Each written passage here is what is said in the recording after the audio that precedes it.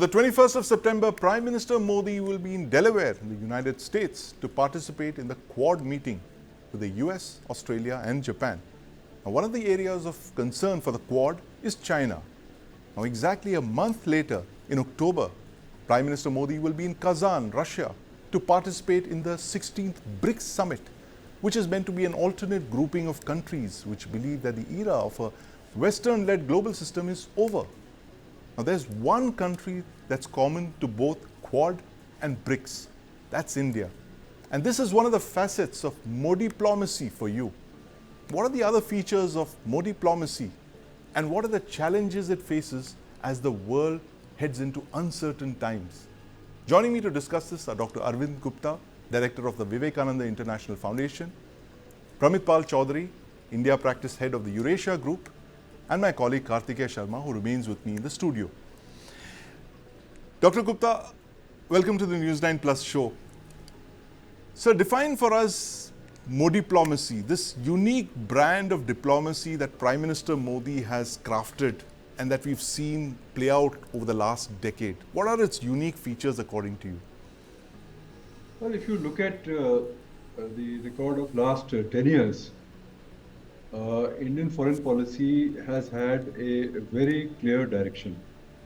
And I think the framework of Indian foreign policy has been to expand engagements in all directions, link up foreign policy with domestic priorities, and also, as they say, overcome the hesitations of the past and engage in areas where we have generally been reticent, say defense and security, so a lot of engagements in that area, but also bring a new energy to economic diplomacy and technology.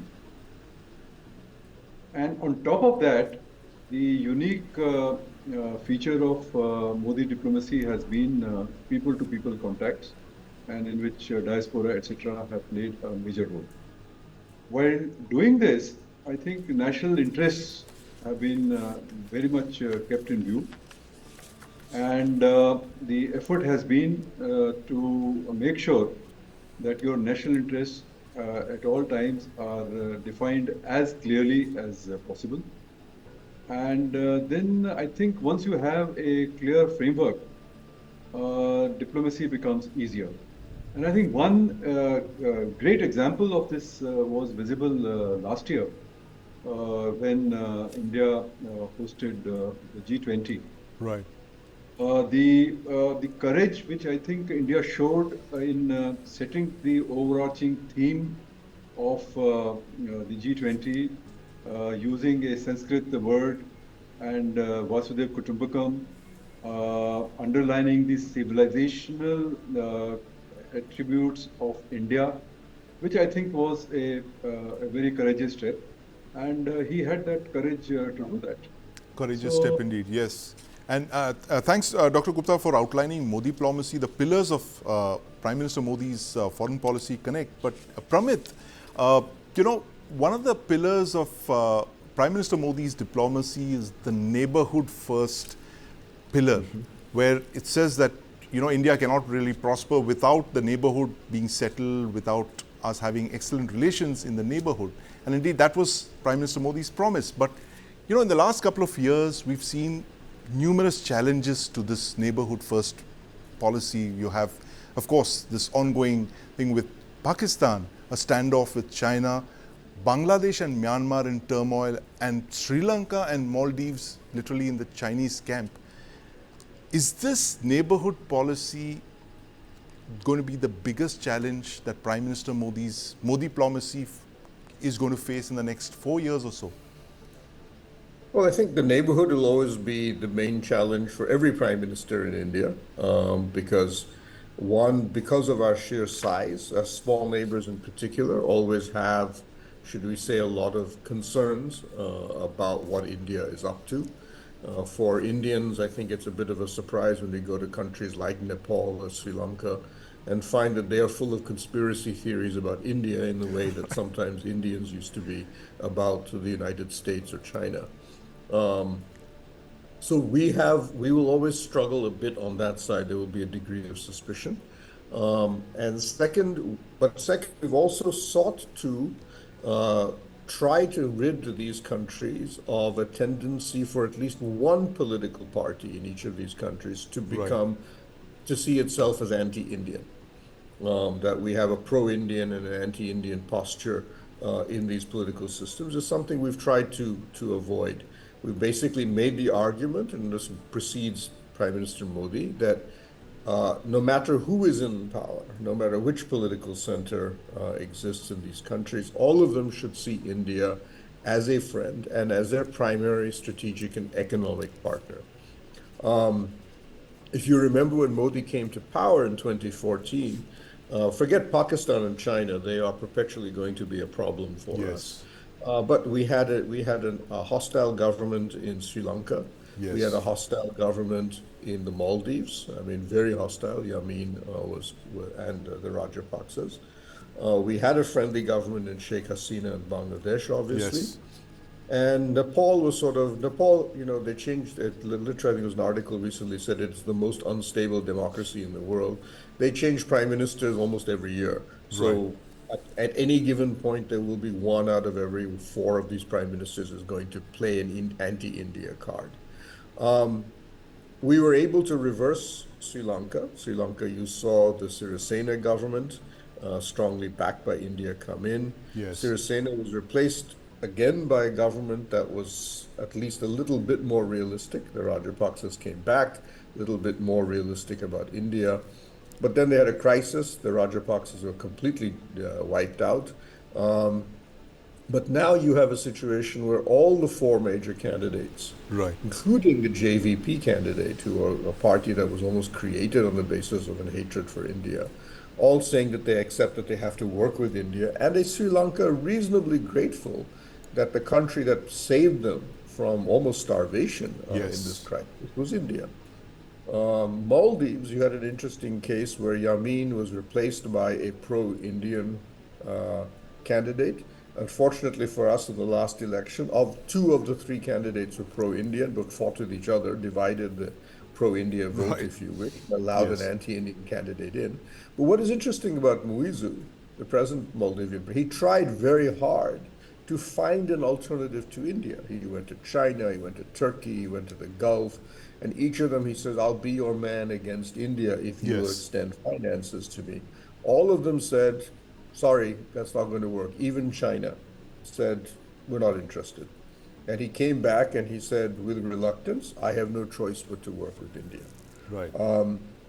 And the same with Nepal. We saw Oli try really hard to create a crisis with India. It didn't get him anything in Nepal politically. He was out of office as fast as any other prime minister Nepal has been.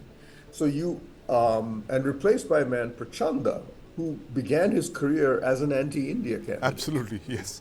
Right? I mean, he was the man who hated India the most, and he's now the most pro-Indian person in Nepal. So I would argue that if you look at it over a period of time, each of these countries, one by one, is coming to the realization, even Yes. among those who don't like India, we have no choice but to work with India. Absolutely. Right. Yes. And I think that is also what we're going to see now in Bangladesh, where we have an interim government that is neutral, Yes. but has members and groups within it which are very anti-Indian. But I think as we're going to see over time that this government will come to the conclusion, actually, we have no choice. You have no choice, as they say in politics, Pramit, the Tina factor, and India seems to be the Tina of South Asia. But Kartikeya, you remember when Prime Minister Modi was sworn in 10 years ago, most people didn't know anything about his foreign policy, what it was going to be like. We had a fair idea because we saw a lot of the SAARC leaders there for the swearing in. But lo and behold, you had a very dramatic foreign policy being unveiled by Prime Minister Modi in the first couple of years. But I'm going to add to this. In the next couple of months, what we are going to be seeing is a lot of Prime Minister Modi traveling abroad. He's literally, the Air Force, the Indian Air Force One is going to be flying, getting a lot of frequent flyer miles, first to the US, then off to Russia. Is this Prime Minister Modi's way of getting international wins, international support for India, when his domestic polity is under challenge from coalition partners? I think you're talking about Ukraine. I think that's Yes. that's where the focus Can he be the is. peacemaker? I think that's a legacy issue. Yes. It's a legacy issue. So legacy issues are decided by outcomes, you know. Right. So you can have a bandung, but you can have a different outcome. Yes. But I would say that the Modi's foreign policy from 2014 till now is both substance plus spectacle plus personal. Right. Very interesting. Now, if you look Substance, at spectacle, and personality. personal. So if you, as a child, you know, when I would go to the Prime Minister's library, I was very fascinated by Panditji's journey to Czechoslovakia Yes. in 1930s, Panditji going to Thimphu, or Panditji in Southeast Asia. Yes. There were personal memories and personal imprint enmeshed with India's foreign policy. Yes. To some extent, Indira Gandhi did it, but you know, I would limit myself to Jawaharlal Nehru. Right. But that's an important point, because all prime ministers are essentially foreign ministers as well. Absolutely. But in this case, Prime Minister Modi has taken it to a different level. Yes. Because in 1930s, it was Gandhiji who sent Jawaharlal Nehru to mobilize an international opinion. That's why Panditji was in Europe talking about imperialism and other issues. Now, what he has done, Prime Minister Modi, the diaspora politics, and utilizing it for a couple of things. For example, diaspora politics is like a political blitzkrieg in India. You know, that's like show of strength abroad, and it sends a message home, as very rightly said by the first speaker, connection of the foreign policy with domestic concern. But in that domestic concern, I would add a political concern, political. And any politician has to be political, so it's okay. So it's a go-go for me. Second thing is, which is part and parcel of Modi's diplomacy, him being at the center of things, you know. Him being at the center of things. The way he holds people, the pat, you know, the hugs. There is a different style which has come into operation. That is another important, because that's how people consume diplomacy at a domestic level. So the process of consumption and symbols of consumption are as important as the decision which Modi is taking. Absolutely. And the third and the most important thing, which I would say is part and parcel of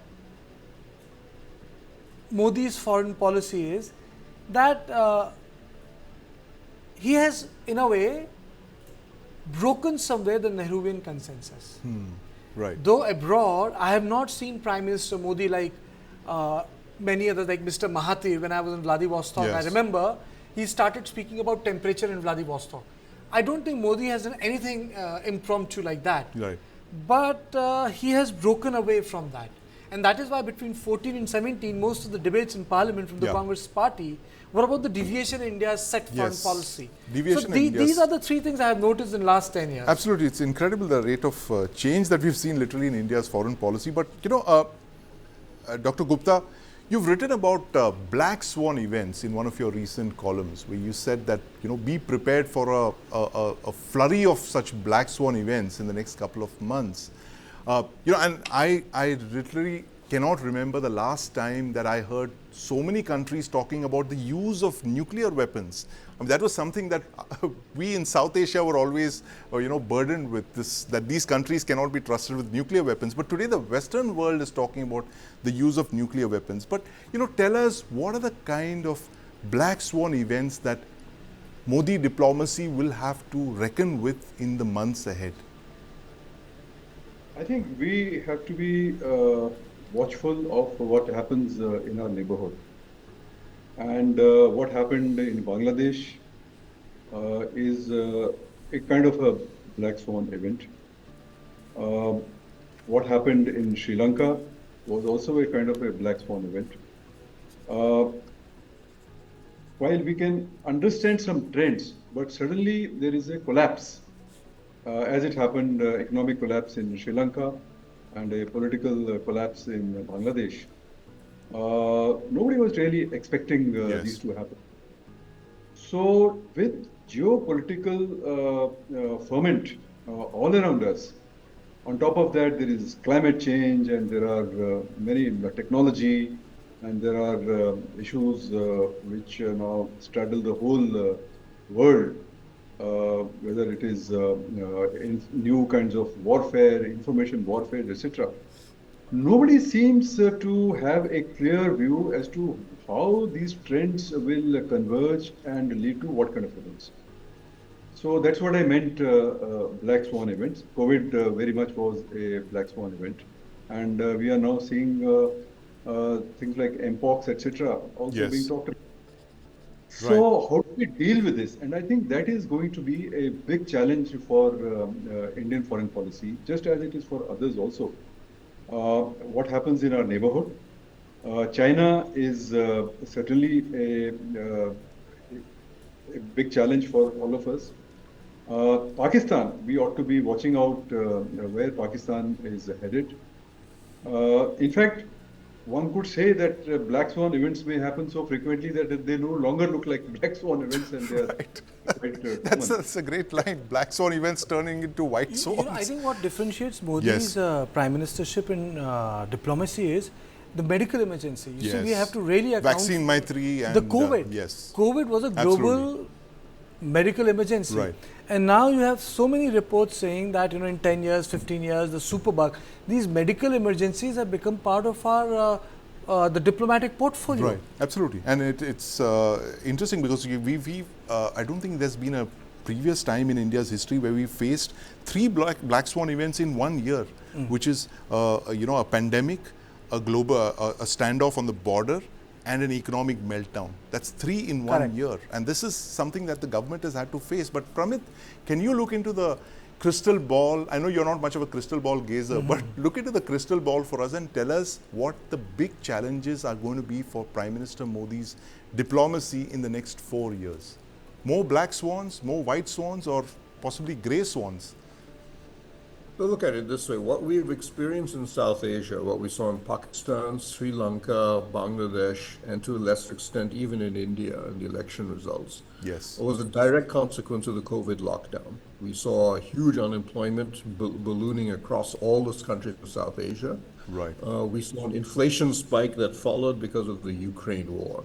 And depending on your economic resilience and your political resilience domestically, your governments either collapsed, as happened in Sri Lanka, Yes. or your military had to intervene to save your government, as happened in Pakistan. And in the case of Bangladesh, which to be fair tried very hard, went to the IMF first. They had actually the best foreign exchange reserve condition of all of these of the smaller countries. They had, should we say, a delayed reaction in which the political legitimacy of the regime collapsed. So I think in many ways, I wouldn't say these are black swans, these are more like gray rhinos. The macro situation was negative across the board, but depending on how well you could handle that. And in India, of course, we saw Prime Minister Modi, despite his popularity, losing 60 seats in the election. But India had the greatest degree of resilience of all of the South Asian countries in handling that post-COVID these economic problems. What are we going to see next is going to be difficult to say, but it's clearly not going to be as bad economically as it has been post-COVID. Nothing quite matches the damage that was done to that economy. So the question for him is, how do I recover? How do I get the economy back on track? In particular, how do I get those employment numbers back to what they were at least before 2019? So you'll see now, for example, he's reaching out to the Gulf states. He's got a good relationship. UAE, Saudi Arabia.